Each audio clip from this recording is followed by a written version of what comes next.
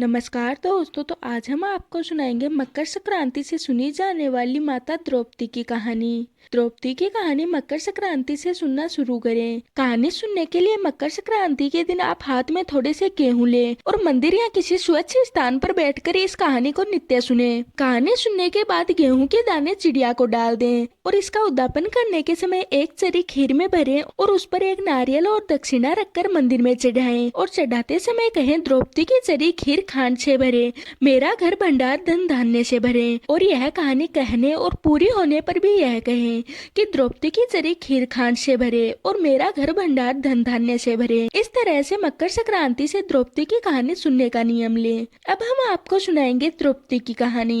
एक बार पांचों पांडव और द्रौपदी वन में रह रहे थे, क्योंकि उस समय उनका वनवास चल रहा था। तभी कौरवों और पांडवों के बीच द्वंद्व चल रहा था और इसी बीच कौरवों को पता चला कि द्रौपदी के पास एक ऐसा बर्तन है जिसमें सबका खाना आ जाता है और इस बर्तन को जैसे ही सीधा रखेंगे तो यह फिर से भर जाएगा।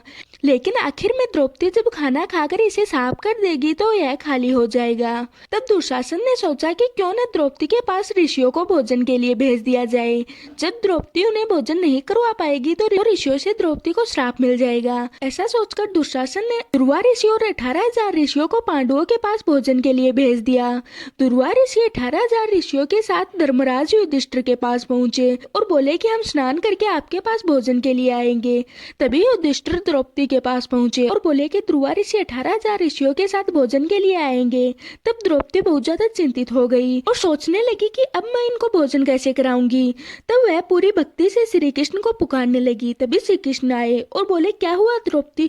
तब द्रौपदी ने कहा कि ध्रुवा ऋषि 18,000 ऋषियों के साथ भोजन करने के लिए आते ही होंगे और मैंने बर्तन धो दिया है, अब इसमें कल ही खाना आएगा, अब मैं क्या करूं? तब श्री कृष्ण ने देखा कि बर्तन के एक तरफ तुलसी का एक पत्ता चिपका है। तभी श्री कृष्ण ने तुलसी का पत्ता लेकर खा लिया और ऊपर पानी पी लिया। पानी पीकर उन्होंने अपने पेट पर हाथ फेरा। तभी सारे ऋषियों का पेट भर गया और उनके पेट में भोजन के लिए बिल्कुल भी जगह नहीं बची, जिस कारण वो स्नान करके सीधा ही लौट गए। उधर द्रौपदी ऋषियों की प्रतीक्षा कर रही थी।